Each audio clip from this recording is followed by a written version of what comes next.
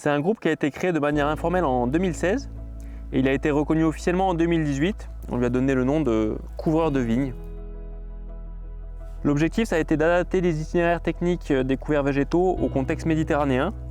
Et on a couplé cette pratique avec tout ce qui est amendement organique, comme type compost, et pâturage des vignes. L'intérêt principal des couverts pour nous, c'était de créer de la matière organique in situ, quoi. Parce qu'avec 150 kg de graines à l'hectare, on peut produire des tonnes de biomasse sur nos parcelles, tandis que quand on va chercher du fumier ou de la matière organique exogène, il y a du transport, il y a de la manutention, il y a du tassement pour les pendre. Donc tout ça, pour nous, c'est pas super durable et de toute façon, il n'y en aura pas assez pour tout le monde, la matière organique.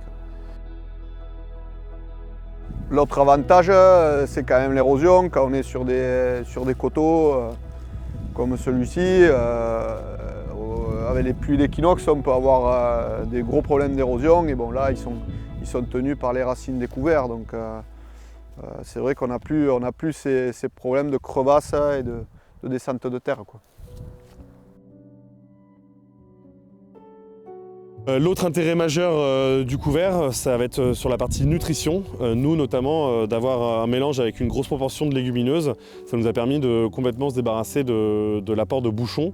On a complété ça avec un apport tous les 2 ans de fumier très compostés qui vont eux apporter une fumure de fond, de la matière organique stable, et le couvert végétal va lui apporter une matière organique facilement décomposable par le sol et du coup de la nutrition directe pour les vignes. Donc un des avantages de la semis, c'est aussi de retenir un maximum d'eau. C'est-à-dire, quand on a des épisodes de cévenol, on le voit un peu avec le dérèglement, soit c'est un trop peu d'eau, soit c'est un trop plein d'eau. Et cette eau-là, il faut la retenir un minimum de temps. La semis permet de retenir énormément d'eau et d'optimiser la moindre goutte d'eau qui tombe. Bon, un des avantages principaux pour nous, ça a été d'augmenter les taux d'azote assimilables dans les moûts aussi. On cueille du raisin et plus on en a, mieux c'est pour les fermentations.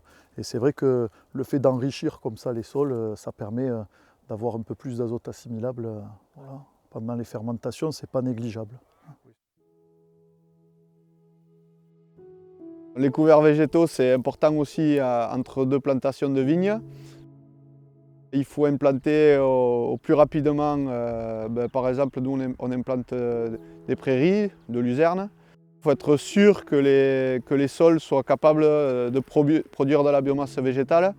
Par exemple, cette parcelle qui était à 0,4% de matière organique, les premières années produisait pas de biomasse, la luzerne ne produisait pas de biomasse. On a dû faire un amendement de masse de broyat vert criblé pour qu'on arrive à notre objectif de production végétale. Bon, là, tu vois, on est remonté, on le voit.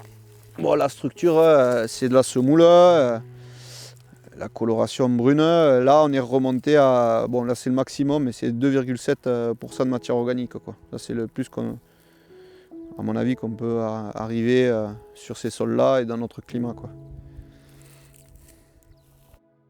Un petit conseil, si je peux me permettre, ne pas hésiter de sursemer, c'est-à-dire de surdoser toutes les variétés de semis.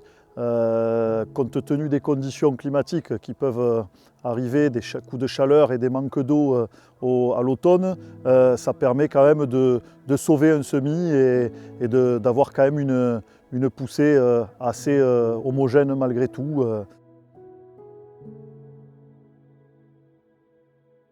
L'intérêt du couvert en semis très précoce, c'est d'avoir un semis le plus précoce possible, donc de fin août à mi-septembre, pour avoir la biomasse la plus importante possible lors des gros épisodes cévenols qu'on peut avoir, les grosses pluies, pour éviter les phénomènes d'érosion. Notamment ici sur ce terroir-là, on a beaucoup de sable et ça peut très vite s'éroder. Et du coup, un autre effet bénéfique de ces couvertures de sol là, vachement précoces, c'est que on capte toutes les feuilles là qui sinon, avec les épisodes de vent comme on a eu, là, partiraient directement dans les fossés, quoi. Et ça fait de la nutrition supplémentaire, gratuite, qui n'est pas négligeable. Lorsque tu avais fait la Merci, on avait vu que ça apportait beaucoup de nutriments aussi à la vigne. Donc là on a un mélange d'une dizaine de semences, je ne vais pas toutes les citer, mais sur des légumineuses, des graminées et des brassicacées. Voilà, donc on voit qu'ici qu'il y a une grosse diversité et c'est important pour nous parce qu'au fur et à mesure de la saison aussi elle se relaie en termes de dominance sur le couvert et donc ça fait une espèce de rotation au fur et à mesure sur le couvert.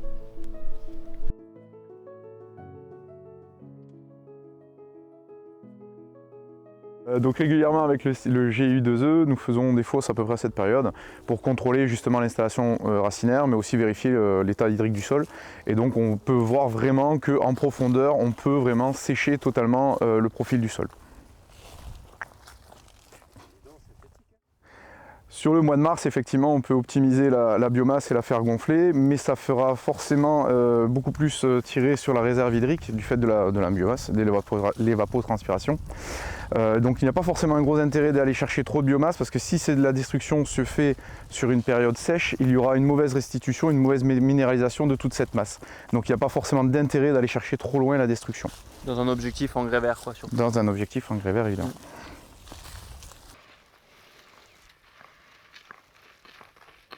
Donc là, on voit que dans un contexte d'années sèches, ce qui est de plus en plus récurrent ces dernières années, c'est qu'on prend souvent en compte la biomasse aérienne, mais il ne faut pas oublier tout ce qui va se passer au niveau souterrain sur la biomasse racinaire, qui est au moins aussi importante que ce qu'on a en aérien. Donc il y a un gros intérêt au niveau de structuration, surtout sur les sols sableux comme celui-ci. Structuration du sol et après restitution lorsque ça va se dégrader, quoi. On a tendance à penser qu'il faut détruire les couverts par rapport au stade physiologique du couvert, donc en fonction de quand il arrive à floraison. Nous, on s'est rendu compte qu'il fallait plus adapter la destruction du couvert par rapport au stade physiologique de la vigne, donc avant débourrement.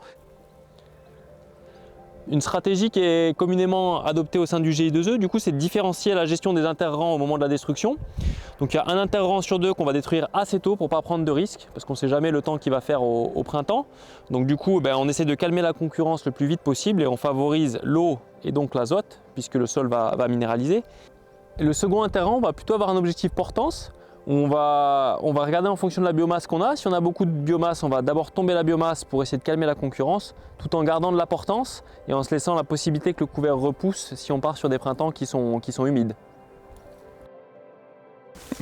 Puis ce qui était intéressant de voir là, quand on a suivi la matière organique des sols sur 3 ans, c'était de voir qu'on arrivait quand même à l'augmenter. Hein, oui. Effectivement, malgré une faible biomasse visuelle, il y a quand même les racines qui sont restituées aussi.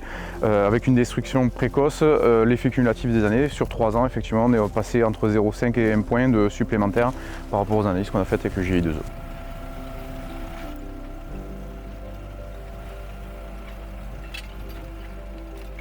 Au niveau de la destruction du couvert, on a de suite essayé le rouleau FACA, ce qui nous représentait pour nous la meilleure destruction pour conserver un mulch à la surface du sol, mais dans nos conditions, on a vu une baisse de vigueur de la vigne. Ça a été conforté par les relevés de sondes hygrométriques que l'on a fait au niveau du GI2E. Donc là, pour le moment, on est dans une démarche plutôt de compromis, c'est-à-dire qu'on va un peu gratter le sol un minimum pour pouvoir détruire le couvert. Et l'avenir proche, là, c'est qu'on commence une démarche avec l'atelier paysan pour concevoir un outil qui nous permettrait de conserver le plus de mulch possible, ne pas le détruire et avoir un paillage du couvert mort à la surface du sol, quoi.